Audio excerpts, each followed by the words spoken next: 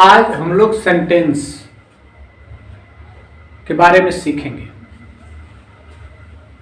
Sentence क्या होता है?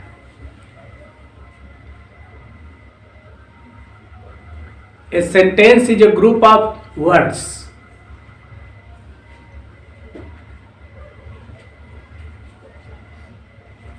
which gives complete sense.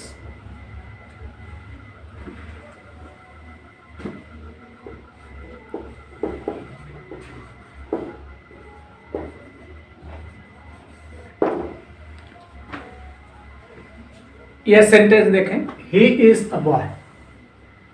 इसमें ही इज अ बॉय इतने वर्ड्स जुड़े हुए हैं। इसका कंप्लीट सेंस भी निकल रहा है, इसलिए हम इसे सेंटेंस कर सकते हैं कि यह एक सेंटेंस है। दूसरी बात, सेंटेंस, क्या सभी सेंटेंस इसी तरह के होते हैं? तो सेंटेंस 4 तरह के होते हैं। There are 4 kinds of sentences. कुछ विद्वानों का मानना है कि सेंटेंस 5 प्रकार के होते हैं। उनका नाम देखें इस प्रकार।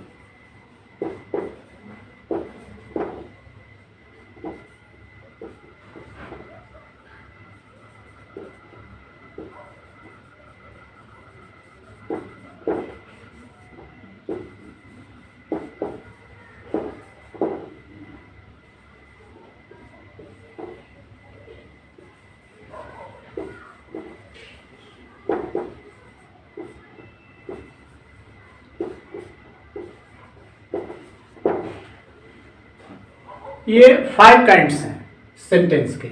पहला है assertive sentence, and second interrogative sentence, third imperative sentence, fourth exclamatory sentence, and fifth optative sentence.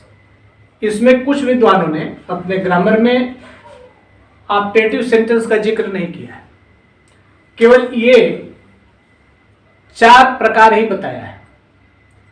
Optative sentence को एक्सक्लेमेटरी सेंटेंस में ही उन्होंने ऐड कर लिया, लेकिन कुछ विद्वानों ने 5 प्रकार बताया कि ऑप्टेटिव सेंटेंस एक अलग प्रकार का सेंटेंस है। तो हम पांचों के बारे में समझ लेंगे। इसको हम लोग समझने से पहले सेंटेंस की रचना कैसे होती है, सेंटेंस बनता कैसे है। केवल वर्ड्स को आसपास रख देने से क्या सेंटेंस बन जाएगा? तो उसे बनाने का तरीका क्या है? हर भाषा में सेंटेंस बनाने के अपने तरीके हैं। जैसे हिंदी में हम देखते हैं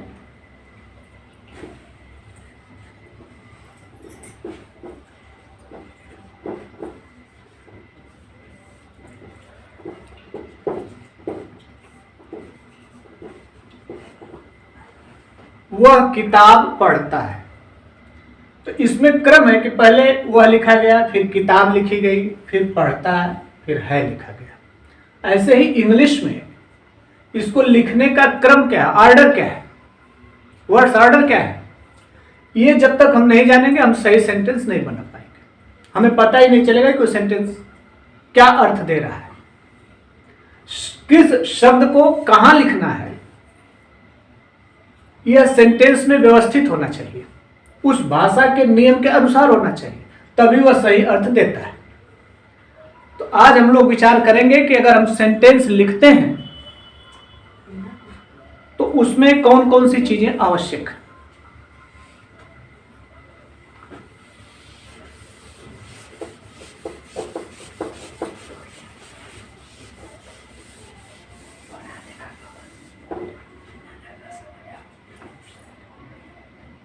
जनरली एक सेंटेंस को लिखने के लिए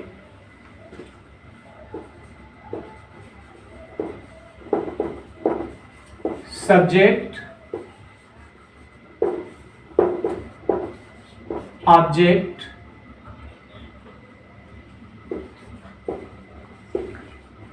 वर्ब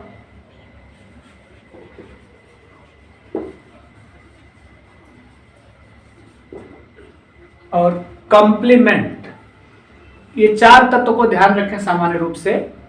सब्जेक्ट, ऑब्जेक्ट, वर्ब और कंप्लीमेंट, इन चार चीजों की जरूरत पड़ती है। जरूरी नहीं कि एक सेंटेंस में चारों के चारों रहें, किसी में 2 ही हो सकते हैं, किसी में 3 हो सकते हैं, किसी में सब हो सकते हैं। वह सेंटेंस किस प्रकार का है, उसमें कौन सी बात करना है, तो उसमें कौन कौन सी चीजों की आवश्यकता पड़ेगी, इसमें से रख लिया जाता है। तो हम सब्जेक्ट पहचानेंगे कैसे? किसको हम सब्जेक्ट कहेंगे, किसको ऑब्जेक्ट कहेंगे, किसको वर्ब कहेंगे, किसको कंप्लीमेंट कहेंगे? वर्ब के बारे में हम लोगों ने इसके पहले डिस्कस किया है कि वर्ब किसे कहेंगे। वर्ब वह शब्द होता है जिससे किसी कार्य का पता चलता है, दशा या अवस्था का पता चलता है, या फिर संबंध का पता चलता है। तो जिस शब्द से हमें इन बातों में से किसी का भी पता चलेगा, उसको हम वर्ब के रूप में आइडेंटिफाई करते हैं। सब्जेक्ट को कैसे हम पहचानेंगे? जब तक हम पहचानेंगे नहीं, उसको सही जगह पर सेंटेंस में लिख नहीं सकते। तो सब्जेक्ट को पहचानने का तरीका ध्यान दें।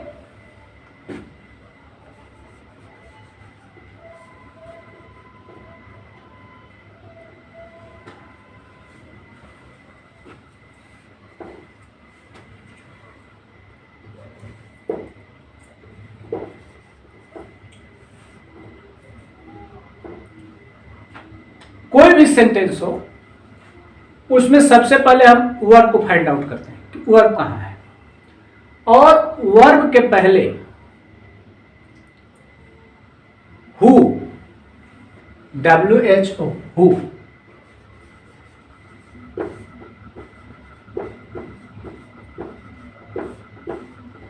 कौन लगा करके क्वेश्चन कर दिया जाए, तो जो आंसर निकल करके आएगा वो सब्जेक्ट हो जाएगा। एग्जाम्पल पर देखें,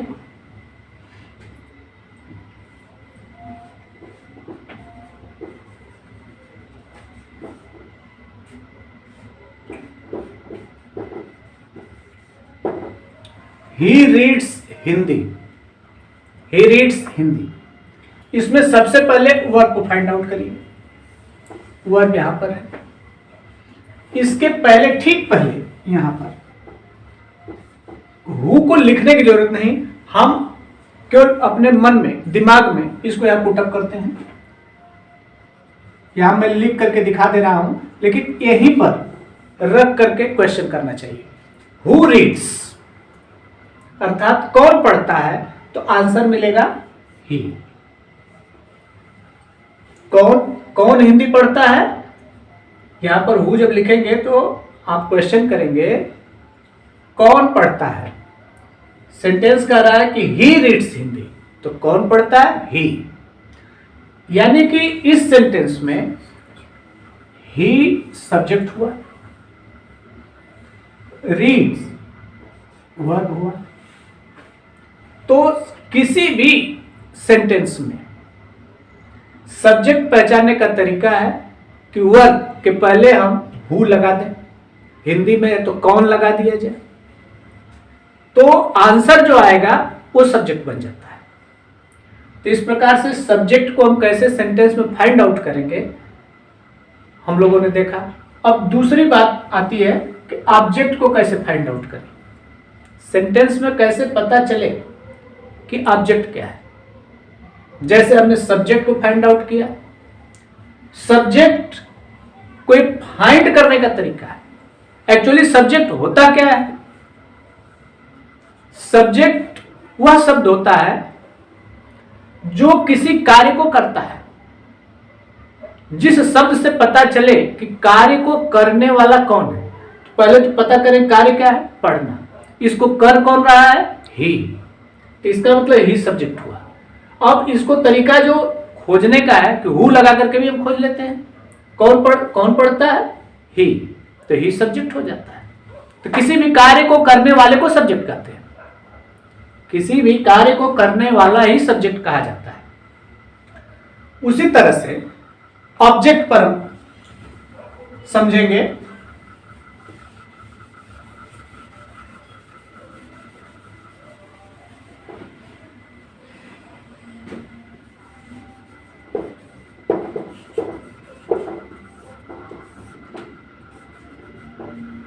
ऑब्जेक्ट क्या होता है? सब्जेक्ट के द्वारा जो कार्य किया जाता है तो उसका प्रभाव सब्जेक्ट पर तो पड़ता ही है, लेकिन सब्जेक्ट के अतिरिक्त और किसी चीज पर अगर पड़ता है तो वह ऑब्जेक्ट होता है। यानी सब्जेक्ट के द्वारा किए गए कार्य का प्रभाव सब्जेक्ट के अतिरिक्त जिस पर पड़ता है वो ऑब्जेक्ट होता है। जरा समझें।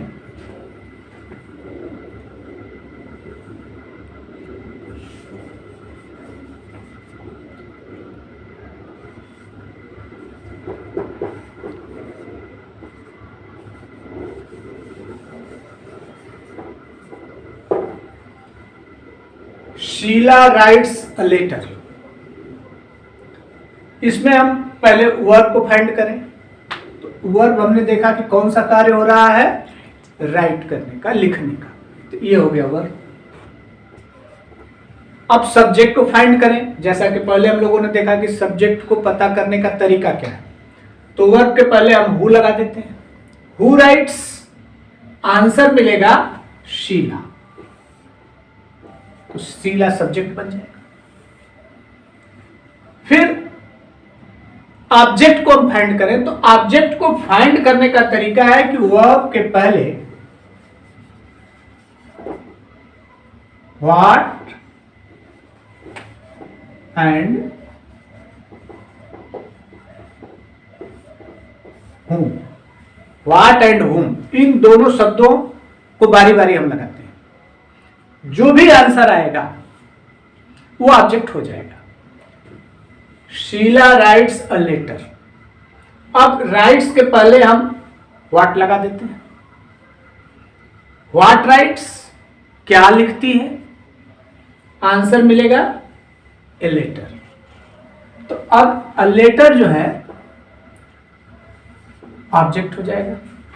अब देखा जाए कि सब्जेक्ट शीला है, ये कौन सा कार्य किया? लिखने का। तो लिखने का प्रभाव शीला पर तो है ही, लेकिन लेटर पर भी है। लिखने का कार्य लेटर के साथ भी हो रहा है। तो ये शब्द जो है, ये जो नाउन है, ये भी प्रभावित है राइट से, इसलिए लेटर ऑब्जेक्ट हो जाएगा। अब ऑब्जेक्ट को जरा ख्याल करें कि इसमें व्हाट लगाने से तो मिला, लेकिन हूं, तो ऑब्जेक्ट दो तरह का होता है।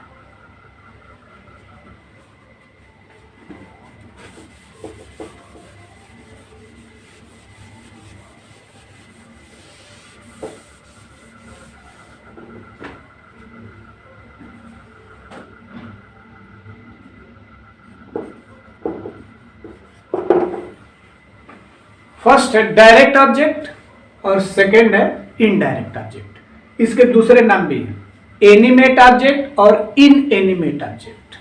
एनिमेट ऑब्जेक्ट का मतलब जो सजीव हो, और इन एनिमेट का मतलब जो निर्जीव है। उसी तरह से डायरेक्ट ऑब्जेक्ट निर्जीव चीज होती है और इनडायरेक्ट ऑब्जेक्ट सजीव चीज होती है। इसको एग्जांपल में देखें। कभी कभी एक ही सेंटेंस में दोनों ऑब्जेक्ट मौजूद रहते हैं।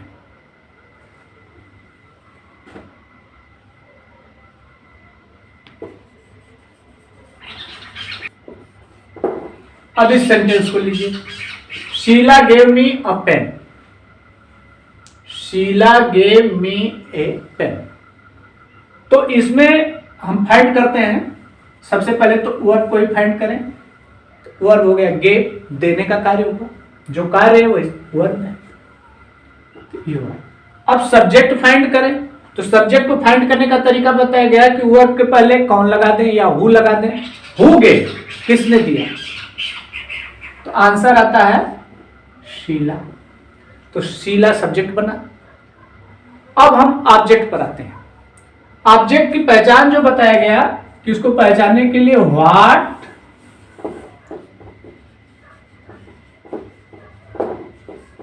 और हुम, ये दो शब्द हैं, इनको लगाएं। व्हाट को लगाएं यहां पर, व्हाट गेव, क्या दिया, तो आंसर आपका आएगा अ पेन। ये हुआ object. What gave, Sheela gave me a pen.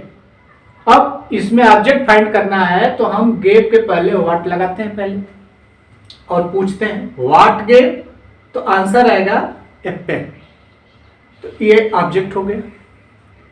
फिर हम हुम को लगाते हैं यहां पर, व्हाट को हटा करके हुम को लगा के देखते हैं। हुम गेव, हुम मतलब किसको, किसको दिया, तो आंसर मिलता है मी, मुझे। शीला ने मुझे एक पेन दिया, तो शीला ने क्या दिया, पेन दिया। किसको दिया, यानी हुम गेव, किसको दिया, मी। तो ये मी भी क्या हो गया, ऑब्जेक्ट हो गया। इस तरह से इसमें दोनों ऑब्जेक्ट मौजूद है इस सेंटेंस में, जिसमें कि ये मी जो है ये सजीव है, इसलिए इनडायरेक्ट ऑब्जेक्ट कहेंगे इसको, और पेन जो है निर्जीव है, इसलिए हम इसे डायरेक्ट ऑब्जेक्ट कहेंगे।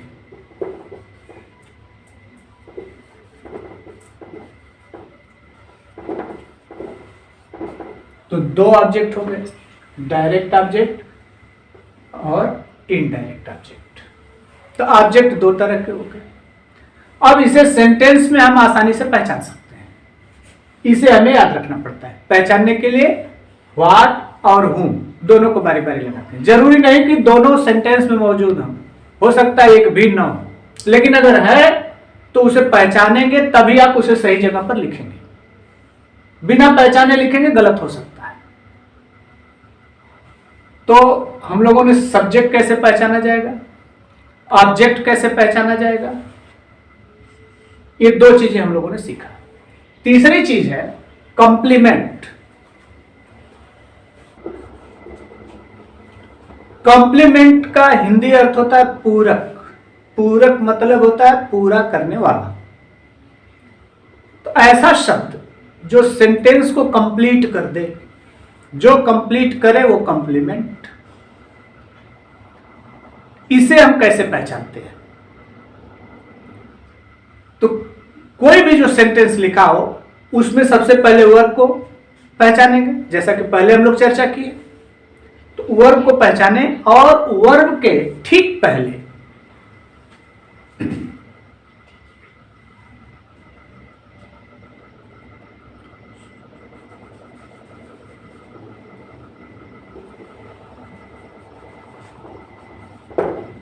when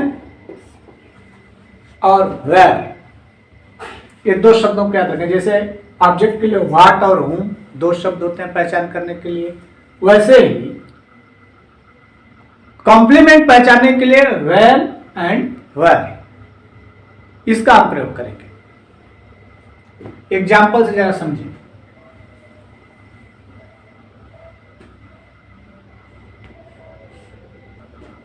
He goes to school at 10 AM.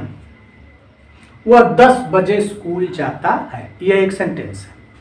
अब इस सेंटेंस में हम फिर पहचाने क्या क्या है। सारे शब्दों को अगर हम पहचानते रहेंगे तो आगे हम लोग जो किस शब्द को कहाँ लिखना है, जो वर्ड्स ऑर्डर है, उसको जब पढ़ेंगे, जब समझेंगे, तो ये अपने आप क्लियर हो जाएगा। तो सबसे पहले हम वर्ड पहचान लेते हैं। जाने का कार्य हो रहा है तो गोज ये वर्ब हो गई। सब्जेक्ट पहचान लेते हैं, हु गोज, हु लगा करके क्वेश्चन करें, सब्जेक्ट की पहचान बताया गया कि हु, वर्ब के पहले हु को पुटअप करिए, क्वेश्चन करिए, जो भी आंसर आता है that is called subject. Who goes, तो आंसर मिलेगा ही, तो ही सब्जेक्ट हुआ। अब इसमें हम व्हेन और वेयर इन दोनों शब्दों को वर्ब के पहले बारी बारी लिखते हैं और देखते हैं आंसर क्या मिलता है। तो व्हेन को लिखें, व्हेन गोज, कब जाता है, तो पता चलेगा एट 10 AM, 10 बजे। कब जाता है? 10 बजे। तो 10 बजे कंप्लीमेंट हो गया। वेयर को लगाइए, यहां पर फिर हम वेयर लिखते हैं जरा। वेयर गोस, कहां जाता है, तो आंसर आएगा स्कूल। ये आंसर आएगा, कहां जाता है, स्कूल जाता है। तो स्कूल भी कंप्लीमेंट में आ जाएगा। तो इस तरह से कंप्लीमेंट पहचानना, ऑब्जेक्ट पहचानना और सब्जेक्ट पहचानना, वर्ब पहचानना, ये चार चीजों को हम लोग पहचान लें, अगर ठीक ठीक पहचाने तो गलती की संभावना कम हो जाती है। ये मोटे तौर पर शुरू में सेंटेंस सीखने के लिए ये बातें आवश्यक है। अब जब इन चार चीजों को हम जान गए, पहचान गए, सेंटेंस में कहीं भी रहेंगे हम इन्हें पहचान लेंगे। कभी कभी एक भ्रम पैदा हो जाता है कि ऑब्जेक्ट कंप्लीमेंट मालूम पड़ता है, कंप्लीमेंट ऑब्जेक्ट मालूम पड़ता है, तो उसको हम कैसे क्लियर करें कि वो ऑब्जेक्ट है या कंप्लीमेंट है। जैसे एक सेंटेंस में जरा देखिए, स्कूल, वह स्कूल जाता है, तो वर्ब हो गई गोज, ही हो गया सब्जेक्ट। कौन लगाएंगे तो ही मिलेगा, सब्जेक्ट हो गया। अब ऑब्जेक्ट अगर हम खोजेंगे तो लगाएंगे क्या जाता है, यानी व्हाट गोज।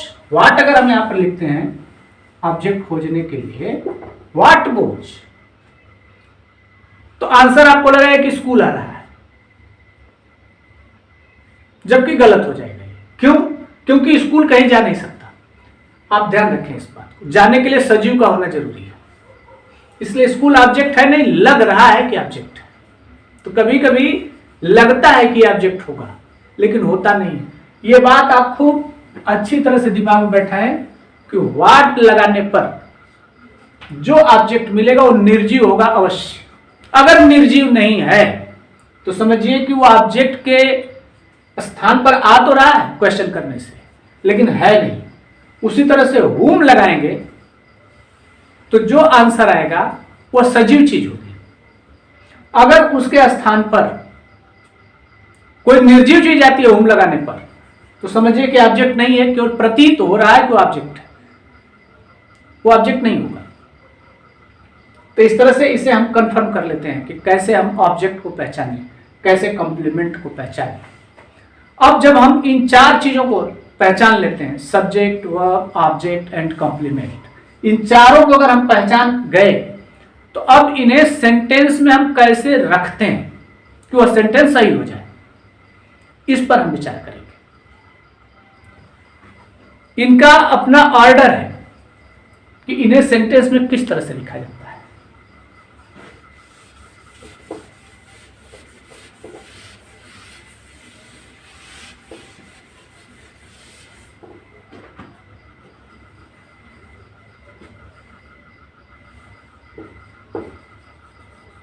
सेंटेंस को ध्यान दें, यह सिंपल प्रेजेंट है। टेंस के बारे में हम आगे चर्चा करेंगे, पहले सेंटेंस को थोड़ा सा समझ लेते हैं। Sheela reads English in the school, इसमें हम जरा पहचानने की कोशिश करें सब्जेक्ट ऑब्जेक्ट क्या है। तो सबसे पहले वर्ब को पहचानेंगे। वर्ब हो गया रीड्स, क्योंकि कौन सा कार्य हो रहा है, पढ़ने का। इसके पहले हमने हु लगाया, हु रीड्स, तो क्या मिला, शीला। शीला सब्जेक्ट हो गया। अब हम ऑब्जेक्ट उसमें फाइंड आउट करते हैं। इसके पहले हम व्हाट लगाते हैं, व्हाट रीड्स, आंसर आएगा इंग्लिश, ये हो गया ऑब्जेक्ट। फिर हम कंप्लीमेंट पहचानते हैं। कंप्लीमेंट की पहचान अभी इसके पहले हम लोगों ने देखा, व्हेन एंड वेयर। तो वेयर लगाएं जरा इसके पहले। वेयर रीड्स कहां पढ़ती है, इन द स्कूल। देखिए इसमें चारों मौजूद है, सब्जेक्ट भी है, वर्ब भी है, ऑब्जेक्ट और कंप्लीमेंट। अब इसके ऑर्डर पर हम ध्यान देते हैं कि जो सामान्यतः वर्ड्स ऑर्डर है कि सबसे पहले हम किसको लिखते हैं, सब्जेक्ट को, फिर उसके बाद किसको लिखते हैं, वर्ब को, फिर उसके बाद किसको लिखते हैं, ऑब्जेक्ट को, और उसके बाद कंप्लीट। इस ऑर्डर को आप ध्यान में रखें।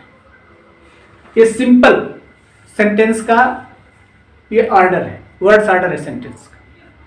इस तरह से अगर हम लिख देंगे तो गलत नहीं होता है, लेकिन अगर उलट फेर कर दें, इसमें हम कंप्लीमेंट को ऑब्जेक्ट की जगह, ऑब्जेक्ट को कंप्लीमेंट की जगह लिख दें, या वर्ब को ऑब्जेक्ट की जगह, ऑब्जेक्ट को वर्ब की जगह कर दें, सेंटेंस गड़बड़ हो जाएगा, फिर वो अर्थ नहीं देगा। तो ये एक सामान्य तौर पर आप समझ लें, ये चार चीजें आवश्यक है, इनको पहचाने अच्छी तरह से और फिर सेंटेंस में इनको इसी क्रम में लिखें, तब वो सेंटेंस सही हो जाता है। अब सेंटेंस पर सभी सेंटेंस सिंपल तो होंगे नहीं, सेंटेंस के टाइप्स में है असर्टिव। पहले शुरू में हम लोगों ने देखा कि सेंटेंस के जो टाइप्स हैं उसमें पहला है assertive, interrogative, imperative, exclamatory, optative. तो असर्टिव सेंटेंस दो तरह का होता है। असर्टिव सेंटेंस को आप कह सकते हैं कि इसके दो प्रकार हैं, first affirmative and second negative. तो जरा हम इनके वर्ड्स ऑर्डर को देखें। ये जो वर्ड्स ऑर्डर लिखा हुआ है ये अफर्मेटिव के लिए है,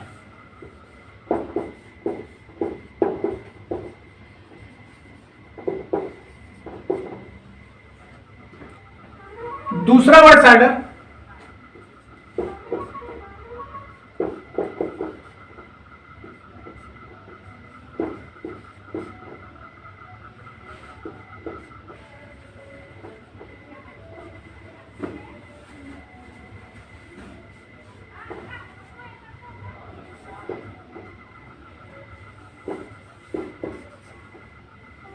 ये निगेटिव के लिए है,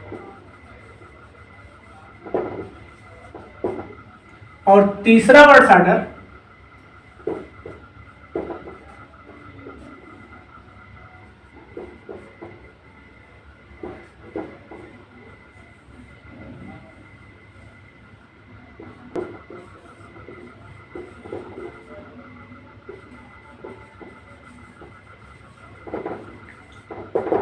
इंटरोगेटिव सेंटेंस के लिए। पहले हम इस तीन पर विचार कर लेते हैं, और भी हैं, लेकिन पहले इस तीन को जब समझ लेंगे तो बाकी का समझना आसान हो जाता है। कि अगर सेंटेंस अफर्मेटिव, अफर्मेटिव का मतलब कि ऐसा सेंटेंस जिसमें किसी बात को कहा जाता है या बताया जाता है, ये असर्टिव सेंटेंस का एक प्रकार है, और ये दूसरा प्रकार है। असर्टिव सेंटेंस में means the sentence which makes statement is called assertive. The sentence which makes a statement is called assertive. अब there are two types of assertive sentence, affirmative. तो किसी बात को जब हम कहते हैं तो उसको कहने के दो तरीके हैं, या तो हम उसे हाँ में कहेंगे यानी सकारात्मक कहेंगे, या फिर उसे नकारात्मक कहेंगे। जैसे समझिए, अगर कहा जाए कि वह लड़का है, ये सीधे सीधे सकारात्मक हो गया। लेकिन इसी बात को नहीं लगा करके कहिए कि वह लड़का नहीं है, तो कह ही रहे हैं, दोनों में दोनों तरह के नहीं भी लगा करके बात कहा जा रहा है और बिना नहीं के भी कहा जा रहा है। हर स्थिति में बात को कहा ही जा रहा है। तो जो असर्टिव सेंटेंस होता है उसमें बात को कहा जाता है या बताया जाता है। अब उसके दो तरीके हैं, एक तरीका है बताने का अफर्मेटिव, किसी बात को कहने का या बताने का, और दूसरा तरीका है नेगेटिव। तो इसके लिए जो वर्ड्स ऑर्डर बनता है कि जिस किसी भी टेंस में बात को हम कहते हैं तो पहले उसमें सब्जेक्ट फाइंड आउट कर लेते हैं, फिर उस टेंस के हेल्पिंग वर्ब, उसके बाद में नॉट लगाते हैं, फिर जो वर्ब होती है उसका फर्स्ट फॉर्म यूज करेंगे, या फिर जैसा ये फर्स्ट फॉर्म की जगह पर दूसरा भी फॉर्म यूज हो जाता है, वो टेंस के हिसाब से किस टेंस में वर्ब का कौन सा फॉर्म यूज होगा, वो जब टेंस का अध्ययन करेंगे तो उसमें बात क्लियर हो जाएगी। लेकिन वर्ब का स्थान यहीं पर होगा, कहीं दूसरी जगह नहीं होगा। इसके जो क्रम है, जो ऑर्डर है, वो अपने स्थान पर ही रहेगा। यही क्रम महत्वपूर्ण है। इस क्रम को अगर हम भूल जाएंगे, नहीं कर पाएंगे, तो सेंटेंस गड़बड़ हो सकता है।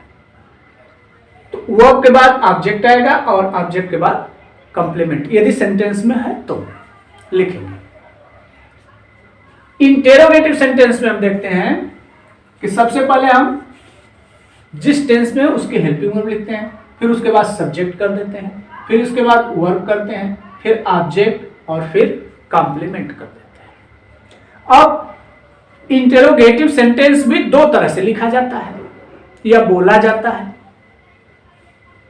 एक तो होता है ऐसा इंटेरोगेटिव सेंटेंस कि जिसका आंसर एस या नो में दिया जा सके, उसे आप एस नो टाइप कर सकते हैं। जैसे अगर पूछा जाए डू यू रीड इंग्लिश, तो इसका आंसर आप दे सकते हैं यस, या नहीं पढ़ते होंगे तो आप कह सकते हैं कि नो। तो ऐसा जो इंटरोगेटिव सेंटेंस है जिसमें कि एस या नो से आंसर दिया जाएगा, उसके लिए वर्ड्स ऑर्डर है। दूसरा जो इंटरोगेटिव सेंटेंस होता है, वो जब पूछा जाता है, वो सेंटेंस जब बोला जाता है या लिखा जाता है, तो उसका आंसर यस या नो में नहीं दिया जाएगा, उसके बदले में कुछ हमें कहना पड़ता है जवाब में। जैसे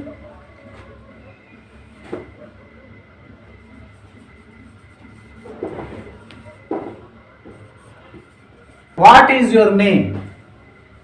अब यहां पर ये जो शब्द है ये इंटरोगेटिव वर्ड है, ये क्वेश्चन वर्ड है, ये पहले आ गया, उसके बाद में वर्ब आई है।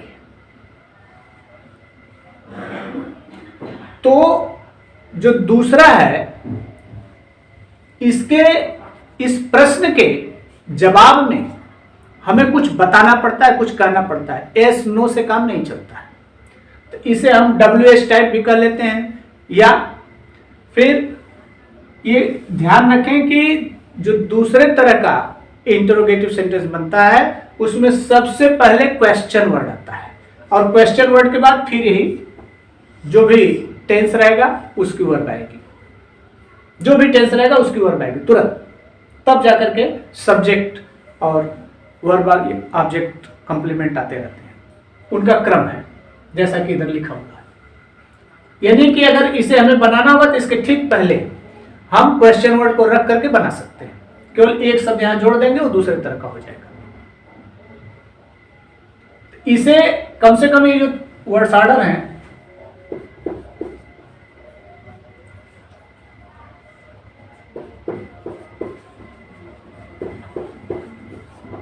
बस ये 3 लाइन है।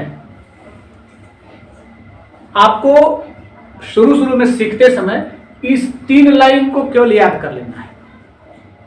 ये तीनों लाइन याद हो जाए, इनके क्रम हमें याद हो जाए, और इसमें जो सब्जेक्ट है या वर्ब है, ऑब्जेक्ट है, कॉम्प्लीमेंट है, इसे आप पहचान लेते हो तो आप बिल्कुल सही लिख लेंगे सेंटेंस को, गलत नहीं हो सकता। ये साधारण तरीका है सीखने का। तो इस तरह से ये 3 वर्ड्स ऑर्डर, और पहचान में कि सब्जेक्ट को हम कैसे पहचानेंगे, वर्ब को कैसे पहचानेंगे, ऑब्जेक्ट को कैसे पहचानेंगे, उसके कितने प्रकार हैं, उन दोनों में कैसे हम अंतर स्पष्ट करेंगे कि कौन सा ऑब्जेक्ट है, डायरेक्ट ऑब्जेक्ट है, आइदर डायरेक्ट और इनडायरेक्ट ऑब्जेक्ट, दोनों में से कोई ना कोई तो होगा। नहीं अगर है तो हम इस पर भी कंफर्म हो जाएं कि इसमें ऑब्जेक्ट है ही नहीं। उसी तरह से कॉम्प्लीमेंट को भी पहचान लें, उसकी पहचान बताया गया पहले। उस तरीके से हम पहचान कर लेते हैं।